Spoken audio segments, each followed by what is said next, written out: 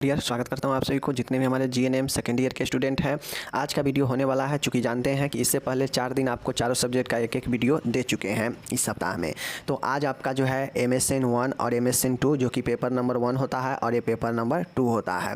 तो इस दोनों को हम लोग एक वीडियो में आज शामिल किए हैं और एक एक प्रश्न दोनों से देखेंगे, ताकि ज़्यादा से ज़्यादा क्वेश्चन एक वीक में ज़्यादा से ज़्यादा क्वेश्चन जो है हो सके। इसके लिए मैं एक दिन में एक वीडियो में 2 सब्जेक्ट के एक एक क्वेश्चन ला रहा हूं। तो आज और कल आपके मेंटल और चाइल्ड हेल्थ के चलेंगे, फिर ये सप्ताह एंड हो जाएगा। फिर अगले सप्ताह से आपको चलेगा, ऐसे ही रेगुलर चलते रहेगा जब तक सिलेबस आपका समाप्त ना हो जाए। बाकी बीच बीच में आपका ऑब्जेक्टिव आते रहेगा, आप देखते रहिएगा। तो मैं बता दूं, आप लोग जब MSN 1 पढ़े थे तो आप लोग वहाँ पे एक चीज़ आप लोग नोटिस किए थे। वहाँ पे मैं आपको गैंग्रीन के बारे में पढ़ाया था, ठीक है। गैंग्रीन के लक्षण, गैंग्रीन के कारण मैंने आपको पढ़ा चुका हूँ कि गैंग्रीन किन किन कारणों से होता है, गैंग्रीन क्या होता है। अब मैं यहाँ पे बताऊँगा गैंग्रीन के प्रकार और प्रबंध, समझ गए। गैंग्रीन के प्रकार और गैंग्रीन के प्रबंध लक्षण, समझ गए। तो ये पढ़ाऊँगा। और दूसरा जो MSN 2 से जो लिए हैं वह है कैंसर के बारे में, यानी ब्लड कैंसर, ल्यूकेमिया के बारे में, ठीक है। ल्यूकेमिया के बारे में हम आज पढ़ाएंगे आप लोग को, समझ गए। चलिए देखेंगे। पहला है MSN 1 से है गैंग्रीन के प्रकार। देखिए, गैंग्रीन के मुख्यतः 3 प्रकार होते हैं, ठीक है। गैंग्रीन क्या होता है मैं पहले ही बता चुका हूँ कि कोशिकाओं ऊतकों को सड़ना, जो मुख्यतः आपके शरीर के वैसे अंगों में होता है जहाँ पे दबाव से या किसी भी कारण से वहाँ पे ऑक्सीजन जाना बंद हो जाता है और फिर धीरे धीरे वहाँ का ऊतक सड़ने लगता है और वह अंग जो है अंततः हट जाता है शरीर से। तो इस प्रकार के समस्या आता है गैंग्रीन में। गैंग्रीन मुख्यतः 3 प्रकार के होते हैं। प्रकार पूछेगा तो पहला शुष्क गैंग्रीन होता है, दूसरा नम गैंग्रीन होता है और एक आपका गैस गैंग्रीन होता है। ये मुख्यतः 3 प्रकार के गैंग्रीन होते हैं, इसको आप लोग ध्यान में रखिएगा। शुष्क गैंग्रीन, ड्राई गैंग्रीन क्या होता है इसको देखिए। शुष्क गैंग्रीन को इस्केमिया भी कहते हैं। क्या कहते हैं? इस्केमिया नहीं, इसे इस्केमिया भी कहते हैं। शुष्क गैंग्रीन को इस्केमिया कहते हैं और इस्केमिया का मतलब होता है कि रक्त प्रवाह कम जाना, ठीक है, जिसका अर्थ है शरीर के किसी भी अंग में रक्त प्रवाह कम हो जाना। वही मैंने बताया, जैसे पैरों के अंगूठों में होने वाला गैंग्रीन क्योंकि पैर के अंगूठे रक्त प्रवाह की दृष्टि से सबसे दूर का स्थान होता है, अतः यहाँ पे कम मात्रा में रक्त पहुँच पाता है। जहाँ पे रक्त की कमी होती है वहाँ पे जीवाणुओं की वृद्धि अधिक नहीं होती है और इन स्थानों पर बैक्टीरिया अत्यंत धीमी गति से फैलते हैं, ठीक है।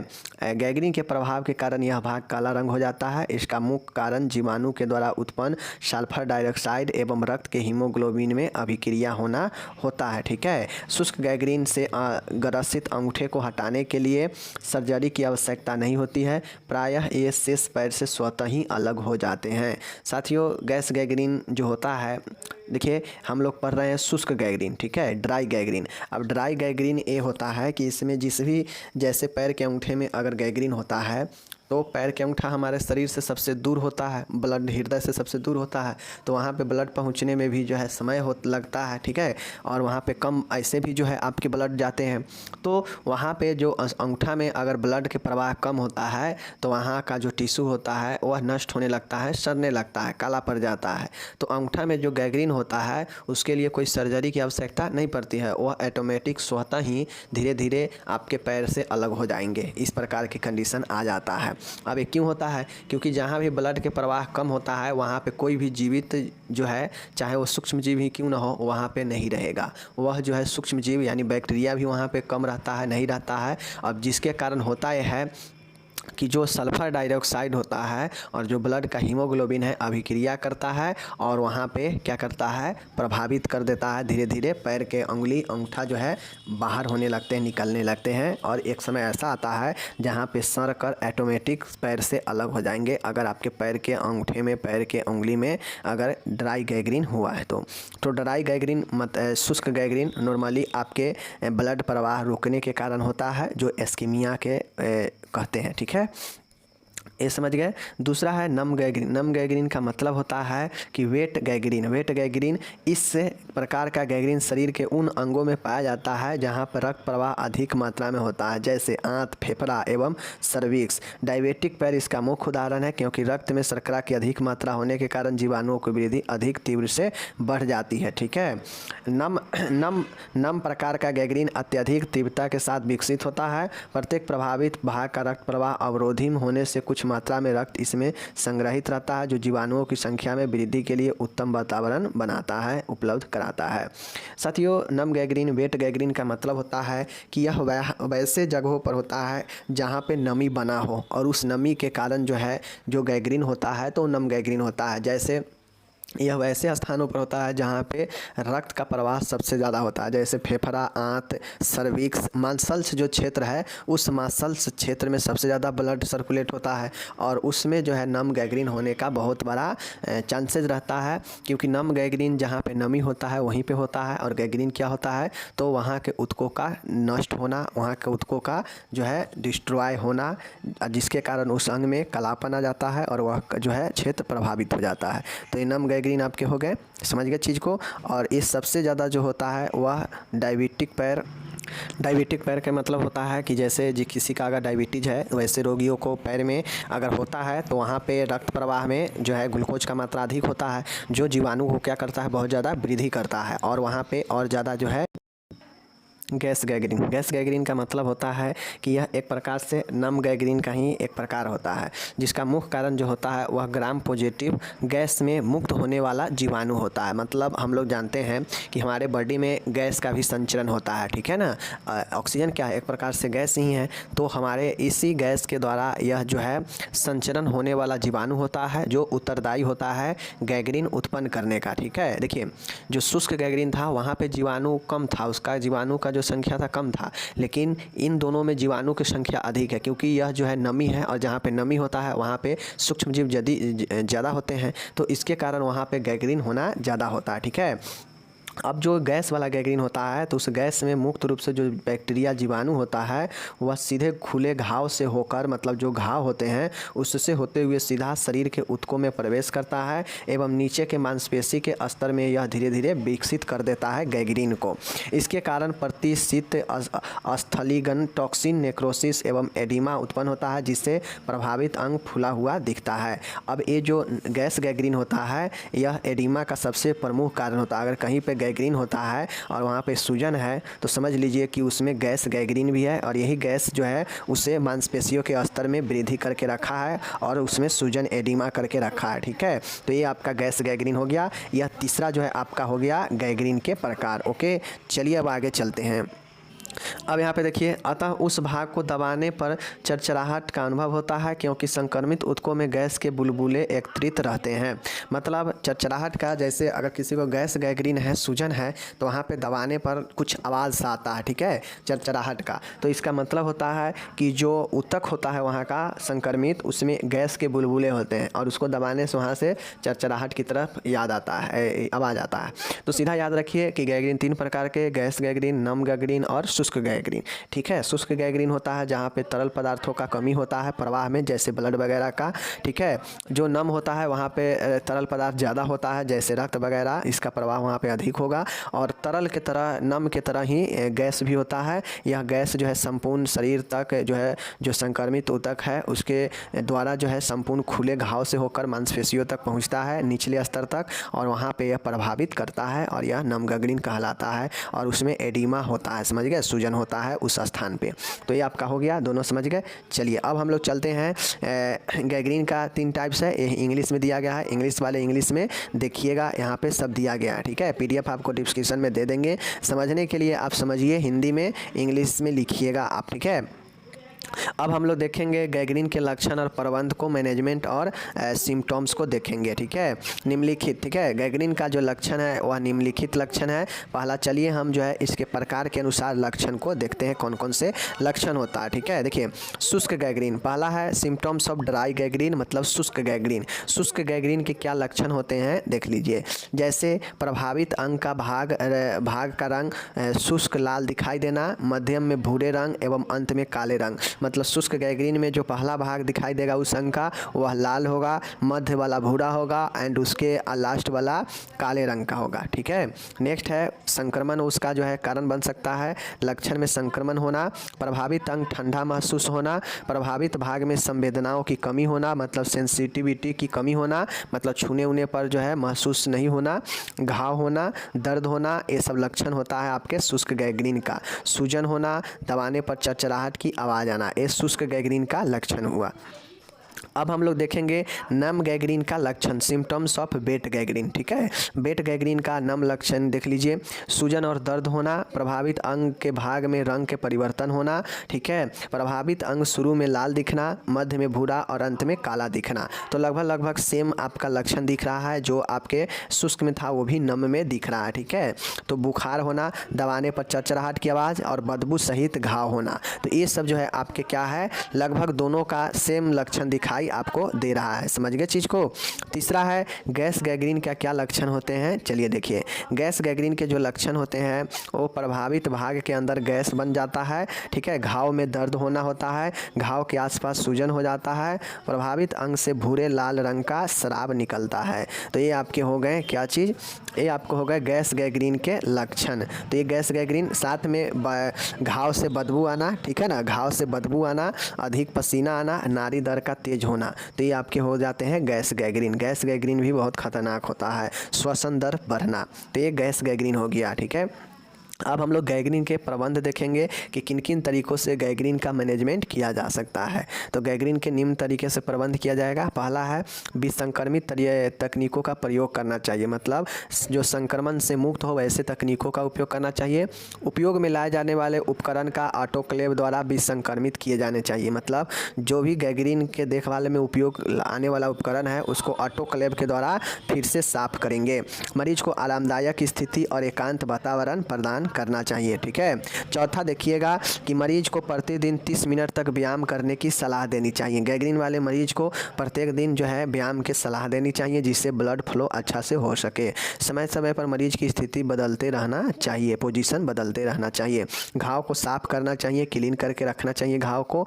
एंड नेक्स्ट है देखिएगा, मरीज को चिकित्सक निर्देशानुसार एंटीबायोटिक एस्पिरिन की गोलियां देनी चाहिए। मरीज को वैसोडिलेटर भी देनी चाहिए जो रक्त वाहिका को खोल सके। ठीक है।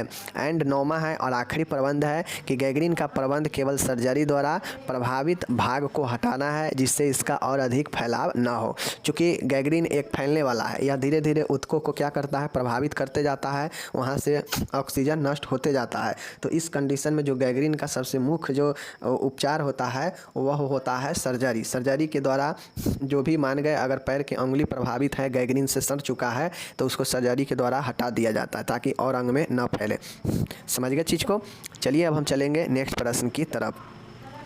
तो यहाँ पे देखिए इंग्लिश में भी दिया गया है, यहाँ पे सब इंग्लिश में दिया गया है। ऊपर में जितना हम लोग अभी गैंग्रीन के बारे में पढ़े हैं सब का इंग्लिश यहाँ पे नीचे दिया गया है। गैंग्रीन में कुछ खास दम नहीं है। ठीक है। सीधा याद रखिए 3 प्रकार होता है। और लक्षण में जब किसी पेशेंट को समझिए अगर घाव होगा, भयंकर वाला घाव होगा, तो उसमें क्या क्या लक्षण होगा, सूजन होगा, वहाँ पे क्या होगा, बदबू आएगा, शराब निकलेगा, सूजन, बुखार हो जाएगा। तो तीनों कंडीशन में आपको 1-2 लाइन का परिवर्तन करके सब में समान लिख देना था, तीनों प्रकार के लिए लक्षण। समझ गए, जो कि आप देखे भी हैं।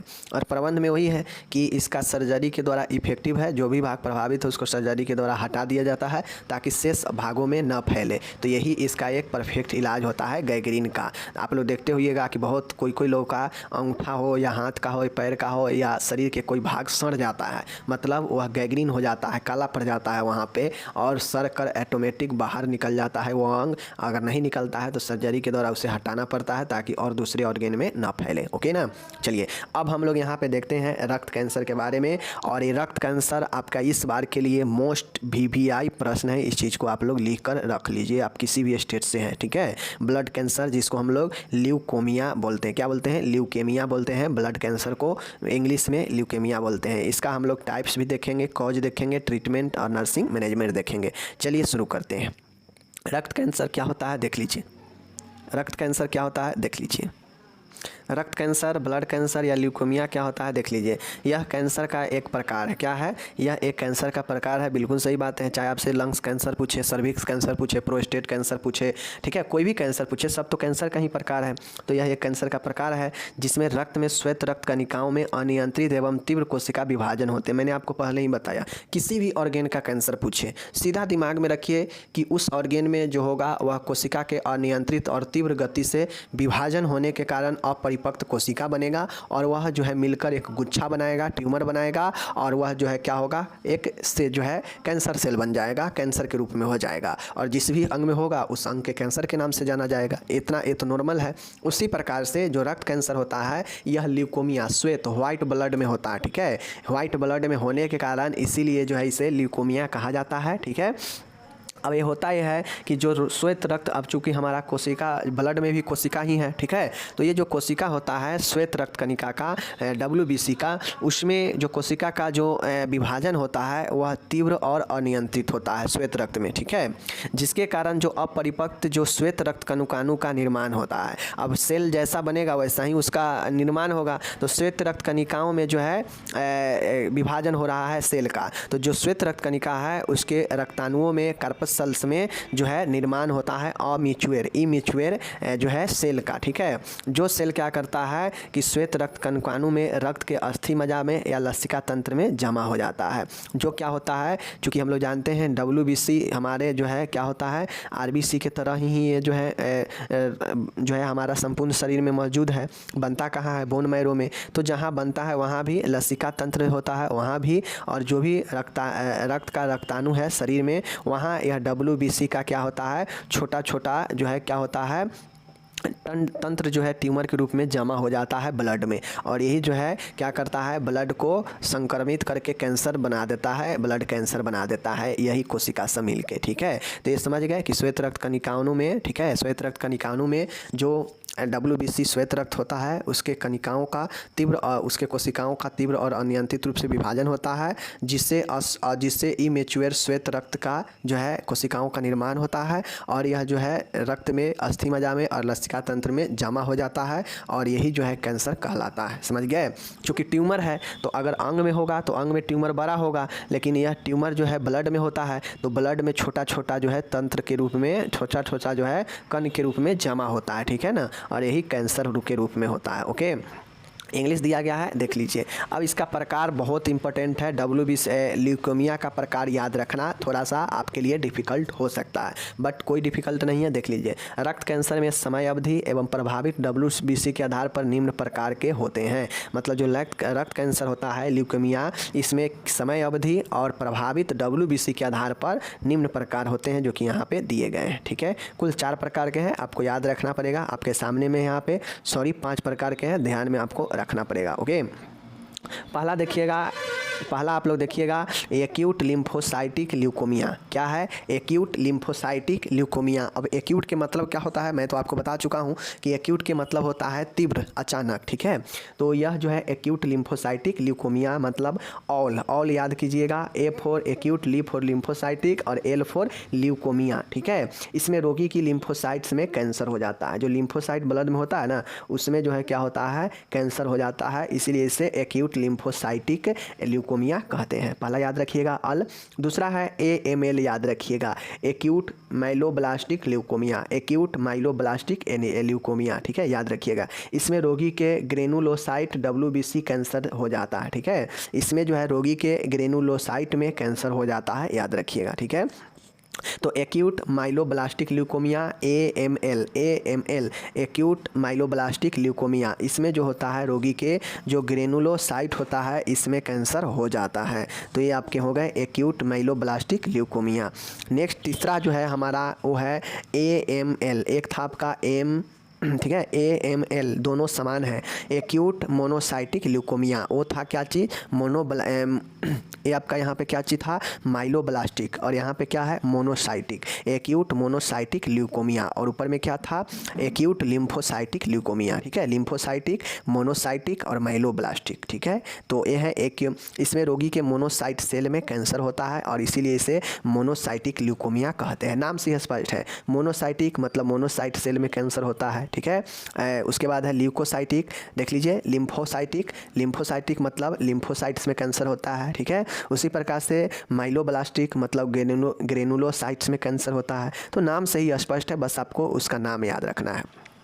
उसके बाद है एक्यूट माइलोमोनोसाइटिक, ऊपर में हम लोग पढ़े हैं एक्यूट माइलोब्लास्टिक पढ़े हैं ना, तो यहाँ पे माइलो है और मोनोसाइटिक तीसरा पढ़े हैं तो मोनोसाइटिक है। मतलब माइलोब्लास्टिक में क्या था, ग्रेनुलोसाइट में होता है और मोनोसाइट में मोनोसाइटिक में मोनोसाइट में होता है। तो ये जो है हमारा दोनों नाम से बना है, माइलो मोनोसाइटिक है। तो इसमें ग्रेनुलोसाइट और मोनोसाइट दोनों में कैंसर होता है, चूँकि ये दोनों नाम से बता रहा है, ठीक है, एक्यूट माइलोमोनोसाइटिक, ठीक है।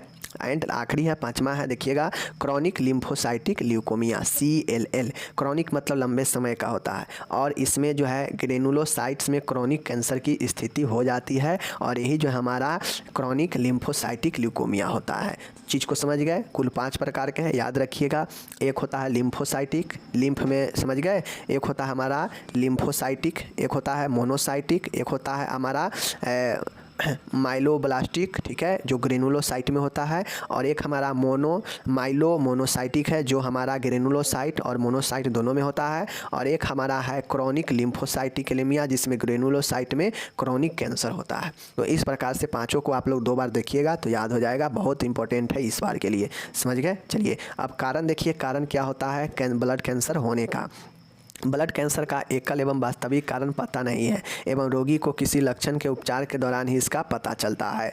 देखिए कारण में एटियोलॉजी में ब्लड कैंसर के कोई परफेक्ट जो है कारण नहीं पता है कि हाँ इसका एक कारण यही हो सकता है या रियल कारण यही है। इसमें रोगी जो है कोई अन्य उपचार करा रहा होता है तो उस उपचार के द्वारा जो है इस लक्षण के पता चलता है। तो ये जो है हमारा एटियोलॉजी होता है। समझ लीजिए कि ब्लड कैंसर का कोई एकल या कोई वास्तविक कारण नहीं पता है, ठीक है, लेकिन जब मरीज रोगी कोई अन्य उपचार कराता है तो उसके लक्षण के दौरान इसका भी पता चलता है, ठीक है। चलिए इंग्लिश में दिया है, देख लीजिए। अब इसके कुछ अन्य कारण जो है होने का, ठीक है, होने का जो कारण है हम लोग यहाँ पे देख रहे हैं, ठीक है। चलिए कारण तो हम लोग वो देखे हैं, अब यहाँ पे कुछ अन्य कारण भी देखते हैं जो अन्य कारणों से हो सकता है कैंसर। मतलब वास्तविक और एकल कारण तो पता नहीं है लेकिन कुछ अन्य कारण है जिसके कारण हो सकता है। तो चलिए हम लोग देख सकते हैं, जैसे विकिरण के संपर्क में, रेडिएशन के संपर्क में आने से हो सकता है, गंभीर वायरल संक्रमण, वायरल इन्फेक्शन से भी यह हो सकता है कैंसर, अनुवांशिक विकार, जीनेटिक डिसऑर्डर से भी ये चीज़ें हो सकता है ब्लड कैंसर, स्वतः प्रतिरक्षी विकार, ऑटो इम्यूनी डिसऑर्डर, आपके अगर शरीर में इम्यूनी सिस्टम अगर प्रॉब्लम है, जो स्वतः बनता है उसमें प्रॉब्लम है तो ये चीज़ें हो सकता है। बार बार संक्रमण होना, रिकरेंट इन्फेक्शन, कुछ विशेष दवाओं का लंबा उपयोग करने से भी कैंसर होता है, ठीक है। रासायनिक हथियारों का उपयोग मतलब केमिकल वेपन्स का उपयोग करने से भी जो है होते हैं आपके ब्लड कैंसर। तो साथियों ब्लड कैंसर के एग्जैक्ट चीज़ें तो पता नहीं है बट कुछ और कारण भी हो सकते हैं ब्लड कैंसर का जो आपको यहाँ पे दिए गए हैं, इसको आप लोग पढ़ लीजिएगा, हिंदी इंग्लिश दोनों में है। अब नेक्स्ट इसके लक्षण हम लोग देखते हैं, देख लीजिए कि लक्षण में अचानक तेज़ बुखार होना, मतलब अगर किसी को ब्लड कैंसर होता है ल्यूकेमिया तो उसमें अचानक से सडन जो है हाई फीवर आ जाएगा, ठीक है। प्लेटलेट की संख्या में काफ़ी तेज़ गति से गिरावट आएगा जिसे हम लोग थ्रोम्बोसाइटोपेनिया कहते हैं, एंड असमान रक्तस्राव होगा, एबनॉर्मल ब्लीडिंग भी होते रहेगा, ठीक है। और नेक्स्ट है नक्सीर, नाक से भी ब्लीडिंग हो सकता है, मासिक चक्र जो है लंबे समय तक चलेगा, प्रतिरक्षा क्षमता कम हो जाएगा, इम्यूनो सप्रेशन हो जाएगा, उसके बाद बार बार बुखार आएगा, शीघ्र थकान हो सकता है, फैटिग और भूख न लगना, एनोरेक्सिया हो जाएगा, रक्ताल्पता, एनीमिया होगा, सांस लेने में समस्या, नाड़ी दर तेज होना, टेकिकार्डिया। तो ये जो है लक्षण दिखाई देता है एक ल्यूकेमिया वाले पेशेंट में। अब ब्लड में प्रॉब्लम होगा तो समझ लीजिए ना कि क्या क्या हो सकता है, बहुत चीज़ें हो जाएगा जो कि आपके यहाँ पे सब चीज़ दिया गया है, ठीक है, मैंने आपको बता दिया। चलिए अब हम लोग यहाँ पे निदान डायग्नोसिस देखेंगे कि डायग्नोसिस क्या क्या इसका संभव है। सबसे पहला डायग्नोसिस, कोई भी बीमारी आएगा उसमें शारीरिक परीक्षण लिखेंगे ही लिखेंगे, ठीक है। इसमें जो भी लक्षण अदर लक्षण दिखेगा उसके लक्षण का जांच किया जाएगा, ओके। अस्थि मज्जा की जांच की जाएगी, बोन मैरो की जांच की जाएगी, रक्त में प्लेटलेट की संख्या की जाँच की जाएगी, ओके। चलिए चूँकि प्लेटलेट की संख्या बहुत ज़्यादा लॉस होता है, परिपक्व WBC की संख्या, न्यूट्रोपोनिया कितना है, ठीक है, इसको पता किया जाएगा, और लंबर पंक्चर भी किया जा सकता है। तो ये सब निदान है, डायग्नोसिस है जिसको हम लोग टेस्ट कहते हैं। तो ल्यूकेमिया में ये सब टेस्ट किया जाएगा, ओके। चलिए अब हम लोग यहाँ पे उपचार ट्रीटमेंट देखेंगे। रक्त कैंसर का उपचार दो भागों में जो है रखा जाता है, मतलब रक्त कैंसर का जो उपचार होता है दो भागों में रखा जाता है। पहला वास्तविक है, ठीक है, वास्तविक है, और दूसरा होगा लक्षणिक प्रबंध होगा। पहला जो रियल मैनेजमेंट है, रियल डिफिनिटिव मैनेजमेंट है एक ल्यूकोमिया के लिए, रक्त कैंसर के लिए, तो उसका किया जाएगा, जो एग्जैक्ट रक्त कैंसर का उपचार के लिए किया जाता है। और एक ऐसा होगा जो उस लक्षण दिखेगा तो उस लक्षण के उपचार होगा, ठीक है। तो वास्तविक लक्षण में ल्यूकोमिया का वास्तविक प्रकार के हिसाब से एक्यूट ल्यूकोमिया का वास्तविक प्रबंध निम्न तरीके से किया जाता है। मतलब अचानक अगर किसी को ल्यूकोमिया हुआ है तो उसका वास्तविक प्रबंध में पहला कीमोथेरेपी होता है। कीमोथेरेपी होता है जिसमें औषधि के द्वारा जो है टारगेट जो भी सेल होते हैं कैंसर का उस पर टारगेट किया जाता है, दवाई को शरीर में भेजा जाता है और वह जो है कीमोथेरेपी कहलाता है, जो कैंसर सेल की वृद्धि को नष्ट करता है या रोकता है, ठीक है। समझ गए। इसमें जो उपयोगी दवाई होता है वह मेथ्रोट्रेजेट होता है, विनक्रिस्टिन होता है, सिट्राबिन होता है और टोगानिन होता है। तो ये सब मैं आपको पढ़ा दिया हूँ, कीमोथेरेपी में जाकर देख लीजिएगा। ओके, चलिए डूनोरोबिसिन होता है। ओके, समझ गए चीज़ को। दूसरा जो इसका उपचार है वास्तविक प्रबंध में रेडिएशन थेरेपी है, ठीक है। रेडिएशन थेरेपी क्या करता है, ल्यूकोमिया के उपचार के लिए रेडिएशन थेरेपी कोबाल्ट 60 इत्यादि द्वारा की जाती है, ठीक है। मतलब इसमें रेडिएशन का उपयोग करके जो भी सेल होता है कैंसर का उसको जो है नष्ट किया जाता है, ट्यूमर को तोड़ा जाता है। तो रेडिएशन थेरेपी का उपयोग किया जाता है उपचार में। तो दूसरा वास्तविक उपचार हो गया जो कि सिर्फ और सिर्फ कैंसर के लिए है। तीसरा उपचार है बोन मैरो ट्रांसप्लांट, मतलब जो अस्थि मज्जा होता है उसको ट्रांसप्लांट किया जाता है, मतलब अच्छे और जो स्वस्थ ट्रांसप्लांट जो बोन मैरो होता है उसको जो है लगाया जाता है अगर किसी को ल्यूकोमिया होता है। तो चूँकि हम लोग जानते हैं कि जो बोन मैरो होता है उसी में हमारा WBC RBC का निर्माण होता है, ठीक है। तो ऐसे में ब्लड कैंसर वहाँ पे हो सकता है जो पूरा बोन मैरो को इफेक्टिव किया हो। तो बोन मैरो के ट्रांसप्लांट करने से हो सकता है हमेशा जो है ब्लड का निर्माण सही हो जाए और शुद्ध ब्लड आए जिससे कैंसर समाप्त हो जाए। तो बोन मैरो का ट्रांसप्लांट इसका एक वास्तविक उपचार है, ठीक है। चौथा देखिएगा यहाँ पे पॉइंट है कि नवीनतम विकसित उपचार है जिसमें रोगी के शरीर में अपरिवर्तित स्टेम सेल ट्रांसप्लांट की जाती है। इनमें अंततः समान WBC का निर्माण होता है। ये जो हमारा बोन मैरो ट्रांसप्लांट है इसमें होता यह है कि स्टेम सेल का जो है ट्रांसप्लांट किया जाता है जिससे WBC का निर्माण, शुद्ध WBC का निर्माण होता है और नए कोशिका जो है बनता है और कैंसर वाला नष्ट होता है। समझ गए। तो स्टेम सेल का भी ट्रांसप्लांट किया जाता है, इस चीज़ को ध्यान रखिएगा। और यह सबसे नया उपचार है ल्यूकोमिया का। ओके, ये हो गया। अब हम लोग देखेंगे लाक्षणिक प्रबंध, मतलब लक्षण का प्रबंध। लक्षण के प्रबंध में क्या क्या होगा देख लीजिए। जो उसमें ल्यूकोमिया में जो लक्षण दिखेगा सहायक लक्षण उसका इलाज किया जाएगा यहाँ पे। जैसे कैंसर में इमेच्योर WBC के निर्माण होने से प्रतिरोधक क्षमता कम हो जाती है एवं गंभीर संक्रमण की संभावना है, इसलिए रोगी को antibiotic, antiviral, anti fungal drugs दी जाती है। तो ये जो है कैंसर के लिए लक्षण के उपचार करता है जो आपके संक्रमण वगैरह से बचाता है। ओके, नेक्स्ट यहाँ पे है दूसरा नंबर का थ्रोम्बोसाइटोपेनिया, मतलब प्लेटलेट कमी होने के कारण जो है एबनॉर्मल और प्रोफ्यूज ब्लीडिंग होती है। इससे बचाव के लिए आवश्यकता अनुसार प्लेटलेट ट्रांसफ्यूजन किया जाता है। तो ये जो है आपके, तो यहाँ पे आवश्यक मात्रा में प्लेटलेट का ट्रांसफ्यूजन किया जाएगा अगर प्लेटलेट कम होगा तो, ठीक है। रोगी को एंटी हेमोरेजिक, मतलब रक्तस्राव को कम करने के लिए एंटी हेमोरेजिक दवाइयाँ दिया जाता है, जैसे टर्नेक्सामिक एसिड और मिडानेमिक एसिड। ये सब जो है क्या करता है कि ब्लड के ब्लीडिंग को, रक्तस्राव को रोकता है। ऐसे दवाइयाँ दिया जाता है। नेक्स्ट है रोगी को एनीमिया से बचाने के लिए आयरन सप्लीमेंट दिए जाते हैं। आवश्यकता अनुसार ब्लड ट्रांसफ्यूजन भी किया जाता है। ओके, नेक्स्ट देखिएगा पांचवा है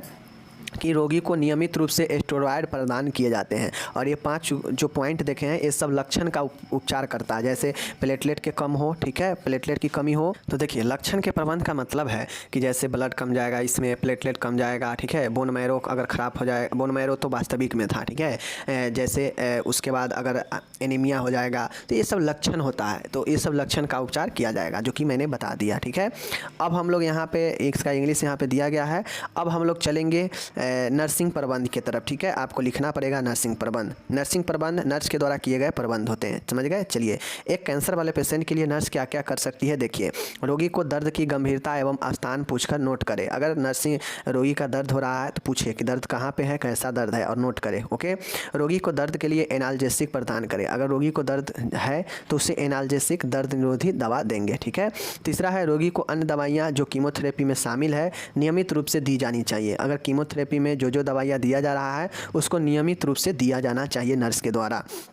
कैंसर के रोगी में आईवी कैनुला लगाते समय सदैव दूरस्थ भाग से कोशिश करनी चाहिए, जिससे बड़ी वेन्स जो है सेक होने से बचा जा सके। ठीक है ना। देखिए, कैंसर में होता यह है कि कीमोथेरेपी बहुत ज़्यादा दिया जाता है, जिसके कारण बार बार आईवी लगाया जाता है कैनुला, तो पेशेंट का जो वेन है वो फ्रैक्चर हो सकता है, ख़राब हो सकता है। तो इसके लिए ध्यान रखना चाहिए और हमेशा जो है जगह बदल के जो है देनी चाहिए। ओके, नेक्स्ट है देखिएगा, पाँचवा है, रोगी का नियमित रूप से वाइटल साइन जो है, आप लोग जो फर्स्ट ईयर में पढ़े हैं वाइटल साइन, उसका नियमित रूप से चेक करते रहना चाहिए। छठा है, रोगी के जो व्यक्ति रोगी के साथ रहे वह संक्रामक रोग या त्वचीय रोग से ग्रसित नहीं होना चाहिए। मतलब जो भी रोगी के साथ में रहे उसका अटेंडर वो जो है कोई भी संक्रमित या त्वचा वाला रोग से संक्रमित ना हो, वरना पेशेंट का एक दूसरा रोग उत्पन्न हो सकता है। ठीक है।